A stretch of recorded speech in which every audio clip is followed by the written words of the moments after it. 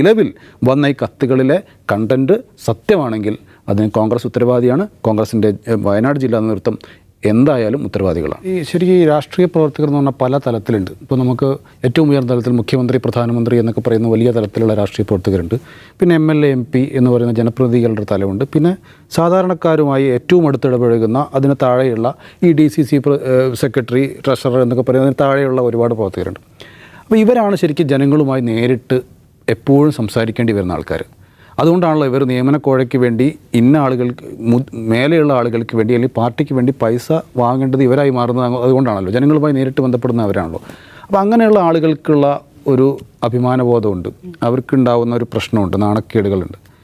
അപ്പോൾ അതൊക്കെയാണ് ഈ ആത്മഹത്യയിലേക്കൊക്കെ നയിക്കുന്നത്. NM വിജയൻ്റെ ആത്മഹത്യയിലേക്ക് നയിച്ചത് ഇതുപോലൊരു കാരണമാണ്. നേരത്തെ മാനന്തവാടി മുനിസിപ്പാലിറ്റിയിലെ പുൽപ്പാറ വാർഡ് എന്ന് പറയുന്ന വാർഡിൽ ഒരു കോൺഗ്രസ് സ്ഥാനാർത്ഥി ഉണ്ടായിരുന്നു. അദ്ദേഹത്തിൻ്റെ പേര് PV ജോൺ എന്നോ മറ്റോ ആണ്. അദ്ദേഹം ആത്മഹത്യ ചെയ്തതാണ്. അദ്ദേഹം ആത്മഹത്യ ചെയ്ത് കഴിഞ്ഞ പഞ്ചായത്ത് ഇലക്ഷനെ തുടർന്നാണ് അദ്ദേഹം ആത്മഹത്യ ചെയ്യുന്നത്. അദ്ദേഹം ആത്മഹത്യ ചെയ്യാനുള്ള കാരണം അദ്ദേഹം തെരഞ്ഞെടുപ്പിൽ തോറ്റു എന്നുള്ളതാണ്. തെരഞ്ഞെടുപ്പിൽ തോറ്റു എന്ന് മാത്രമേ, വളരെ കുറച്ച് വോട്ട് മാത്രമേ അദ്ദേഹത്തിന് ആ ഇലക്ഷനിൽ കിട്ടിയുള്ളൂ. അതായത് കൂടെ ഉണ്ടായിരുന്നവരെല്ലാവരും അദ്ദേഹത്തെ ചതിച്ചു. അദ്ദേഹത്തിന് സഹിക്കാൻ കഴിഞ്ഞില്ല. അദ്ദേഹം പോയി കോൺഗ്രസ് മണ്ഡലം കമ്മിറ്റി ഓഫീസിൽ പോയി ആത്മഹത്യ ചെയ്യുകയാണ് ചെയ്തത്. ഇതുപോലെ തന്നെയാണ് നമ്മളെ കൊണ്ടോട്ടിയിൽ റസാഖ് പൈമ്പ്രോട്ട് എന്ന് പറയുന്ന ഒരു CPM പ്രവർത്തകനുണ്ടായിരുന്നു. CPMൻ്റെ വലിയ ഒരു എന്താ പറയുക, എല്ലാ സാംസ്കാരികമായ എല്ലാ പരിപാടികളിലും വളരെ എപ്പോഴും മുന്നിൽ നിന്നിരുന്ന വ്യക്തിയാണ് അദ്ദേഹം. അദ്ദേഹത്തിന് ആത്മഹത്യ ചെയ്യേണ്ടി വന്നു. എന്തുകൊണ്ടാണ്? അദ്ദേഹത്തിൻ്റെ വീടിനടുത്തുള്ള പ്ലാസ്റ്റിക് മാലിന്യ വിഷയം അദ്ദേഹം കാലങ്ങളായി കൊണ്ടു നടക്കുകയും പാർട്ടി പോലും അതിന് അദ്ദേഹത്തോട് കൂടെ നിന്നില്ല എന്നുള്ളത് കൊണ്ടാണ് അദ്ദേഹത്തിന് ആത്മഹത്യ ചെയ്യേണ്ടി വന്നത്. അതായത് ജനങ്ങളുമായി അടുത്ത് നിൽക്കുന്ന ആളുകൾക്ക് ഇത്തരം പ്രയാസങ്ങൾ അനുഭവിക്കുമ്പം സ്വന്തം പാർട്ടി പോലും കൂടെ നിന്നിട്ടില്ലെങ്കിൽ അവർ വല്ലാതെ പ്രശ്നത്തിലാവും. അതങ്ങനെയാണ് അവർ ആത്മഹത്യയിലേക്ക് നയിക്കപ്പെടുന്നത്. ഈ വിഷയത്തിൽ തന്നെ നമ്മൾ എടുത്തു നോക്കുക. ഈ വിഷയത്തിൽ അദ്ദേഹം കത്തുകൾ എഴുതിയല്ലോ. അദ്ദേഹം ഒരു ആത്മഹത്യാക്കുറിപ്പ് ഉണ്ട്. ആത്മഹത്യാക്കുറിപ്പിൽ പറയുന്നു, ഇന്ന ആളുകൾക്കുള്ള കത്തുകൾ ഞാൻ വെച്ചിട്ടുണ്ട്.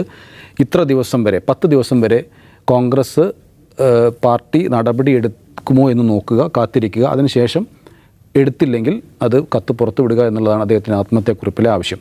ഈ കത്തുകളൊക്കെ KPCC പ്രസിഡന്റ് K. സുധാകരനും പ്രതിപക്ഷ നേതാവ് VD സതീശനും ഇദ്ദേഹത്തിൻ്റെ മകൻ എത്തിച്ചു കൊടുത്തിട്ടുണ്ട്.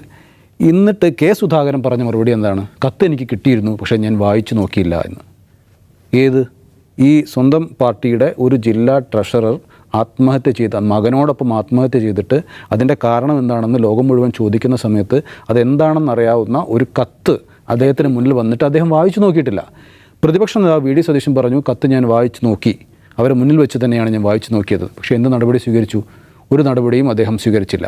അപ്പോൾ എന്താണ് ശരിക്കും കോൺഗ്രസ്സുകാർ ചെയ്യേണ്ടിയിരുന്നത്? ഈ കുടുംബത്തോട് നേരിട്ട് സംസാരിച്ച് കാര്യങ്ങൾ സംസാരിച്ച് ഈ വിഷയത്തിലൊരു തീരുമാനം ഉണ്ടാക്കണമായിരുന്നു. കാരണം ഈ അമിതമായ കടബാധ്യതയാണ് അദ്ദേഹത്തിനെ മരണത്തിലേക്ക് നയിച്ചത്. അത് അദ്ദേഹം കൃത്യമായി പറയുന്നുണ്ട്. അദ്ദേഹം കടം വാങ്ങിയത് അദ്ദേഹത്തിന് വേണ്ടിയല്ല, പാർട്ടിക്ക് വേണ്ടിയും പാർട്ടിയിലെ MLAക്ക് വേണ്ടിയും പാർട്ടിയുടെ DCC പ്രസിഡന്റിന് വേണ്ടിയും ഒക്കെയാണ്. അദ്ദേഹം വാങ്ങിയ പൈസയുടെ കണക്ക് നോക്കുക. IC ബാലകൃഷ്ണന് വേണ്ടി വാങ്ങിയത് 7 ലക്ഷം രൂപയാണ്. ND അപ്പച്ചന് വേണ്ടി വാങ്ങിയത് 18 ലക്ഷം രൂപയാണ്. PV ബാലചന്ദ്രനും KK ഗോപിനാഥിനും വേണ്ടി 15 ലക്ഷം രൂപ വാങ്ങി. BJP ആണ് അർബൻ ബാങ്ക് ഭരിച്ചിരുന്നത്. അവരെ മറിച്ചിടുന്നതിന് വേണ്ടി 32 ലക്ഷം രൂപയുടെ വായ്പ അദ്ദേഹത്തെ കൊണ്ട് എടുപ്പിച്ചു. ഇത്രയുമൊക്കെ പണം ഇദ്ദേഹത്തെ കൊണ്ട് വാങ്ങിപ്പിച്ചിട്ട് അത് തിരിച്ചടയ്ക്കാൻ കഴിയാതെ ഇദ്ദേഹത്തിന് വീട് ജപ്തി ചെയ്യേണ്ട അവസ്ഥയിലേക്ക് എത്തുന്നു, സ്ഥലം പോകുന്നു. ഇത്തരം കാര്യങ്ങളൊക്കെ ഒരു മനുഷ്യന് നടക്കുകയാണ്. ഇതെല്ലാം വിശദമായി കണക്കുകൾ സഹിതം എഴുതിയൊരു കത്ത് ഇവർക്കൊക്കെ കൊടുത്തിട്ട് അവർ വായിച്ചു നോക്കാൻ പോലും KPCC പ്രസിഡന്റ് തയ്യാറായില്ല എന്ന് പറഞ്ഞു കഴിഞ്ഞാൽ പാർട്ടിയുടെ ഉത്തരവാദിത്വം എന്താണ്?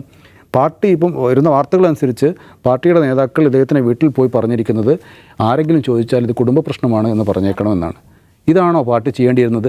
ഇനി പോട്ടെ, പാർട്ടി ഇതൊക്കെ പോട്ടെ, പാർട്ടി സമൂഹമധ്യത്തിൽ അവഹേളിതരാകാതിരിക്കാൻ വേണ്ടി പാർട്ടി എന്ത് ചെയ്യണമായിരുന്നു? ഈ കത്ത് വായിക്കുകയും തൽക്കാലം ഇത് നമുക്ക് സോൾവ് ചെയ്യാം എന്നെങ്കിലും അവരോടൊരു ആശ്വാസവാക്കെങ്കിലും പറയുകയല്ലേ വേണ്ടിയത്. അതുപോലും ചെയ്തില്ല. നേരെ മറിച്ച് ഇത് അവഗണിക്കുകയും പിന്നീട് ഇപ്പോൾ കത്ത് പുറത്തു വരികയും അത് പാർട്ടിയെ വലിയ പ്രതിരോധത്തിലാക്കുകയാണ് ചെയ്തിരിക്കുന്നത്. ടാക്ടിക്കലായും പാർട്ടിക്ക് അബദ്ധം സംഭവിച്ചിരിക്കുന്നു. ശരിക്കും പാർട്ടി ചെയ്യേണ്ടിയിരുന്ന ധാർമ്മിക ഉത്തരവാദിത്തം ചെയ്യാതിരിക്കുകയും ചെയ്തിരിക്കുന്നു. അങ്ങനെയൊക്കെ നോക്കുമ്പോൾ ഈ വിഷയത്തിൽ പാർട്ടി കൃത്യമായി ഇനി അന്വേഷണത്തെ നേരിടേണ്ടി വരും. അന്വേഷണം അജീംസ് പറഞ്ഞതുപോലെ കൃത്യമായി നടക്കുമോ ഇല്ലയോ എന്ന് നമുക്കറിയില്ല. കാരണം ഈ കുടിമുറിയിൽ എല്ലാവരും നഗ്നരാവുകയാണ്. സഹകരണ മേഖലയിൽ പണം അങ്ങോട്ട് കൊടുക്കുന്നു, ഇങ്ങോട്ട് കൊടുക്കുന്നു, ഒക്കെ നടക്കുന്നുണ്ട്. അതിൽ ആരും ഒഴിവാകുന്നില്ല. അത്തരമൊരു സന്ദർഭത്തിൽ അന്വേഷണം കൃത്യമായി നടക്കുമോ എന്നറിയില്ല. പക്ഷേ നിലവിൽ വന്ന ഈ കത്തുകളിലെ കണ്ടൻറ്റ് സത്യമാണെങ്കിൽ അതിന് കോൺഗ്രസ് ഉത്തരവാദിയാണ്. കോൺഗ്രസിൻ്റെ വയനാട് ജില്ലാ നേതൃത്വം എന്തായാലും ഉത്തരവാദികളാണ്.